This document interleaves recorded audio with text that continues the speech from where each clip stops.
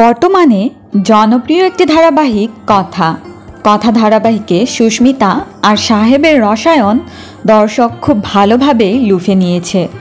সম্প্রতি সুস্মিতার বিচ্ছেদের পর সুস্মিতা আর সাহেবের প্রেম নিয়ে চর্চা হচ্ছে তুমুল। দর্শক তো মুখ ফসকে বলেই ফেলেন, বাস্তব জীবনে একসাথে জুড়ে থাকুক সুস্মিতা আর সাহেব। এবার কথা অর্থাৎ সুস্মিতাকে নিয়ে মুখ খুললেন সাহেব। শুটিং সেটে মাঝে মধ্যেই রান্না করে নিয়ে আসেন সাহেব, আর সেই রান্না করা খাবার পরম যত্নে শুটিং সেটের সকলকে খাওয়াতেও ভালোবাসেন তিনি। সাহেবের কোন রান্না পছন্দ সুস্মিতার, এমন প্রশ্নে অভিনেত্রী জানান সাহেবের সব রান্নাই দুর্দান্ত।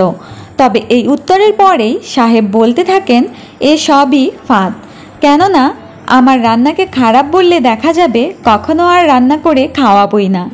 এই নিয়ে খুনসুটিতে মেতে ওঠেন দুজন। এমনকি খাবার পরিবেশনের সময়েও সুস্মিতাকে পরিবেশন করতে দিচ্ছিলেন না সাহেব। এ প্রসঙ্গে প্রশ্ন করা হলে সাহেব জানান, সুস্মিতা আশেপাশে থাকলে আমি রিস্কে থাকি, কোথায় পড়ে যাবে কখন কি হবে। তো বন্ধুরা, সাহেব আর সুস্মিতাকে আপনাদের কাছে কেমন লাগে জানাতে পারেন আমাদের কমেন্ট বক্সে। আর ভিডিওটি ভালো লাগলে লাইক, কমেন্ট, শেয়ার করতে ভুলবেন না। বিনোদনের আরও আপডেট পেতে স্টার বাংলা গল্পের সাথেই থাকুন। ধন্যবাদ।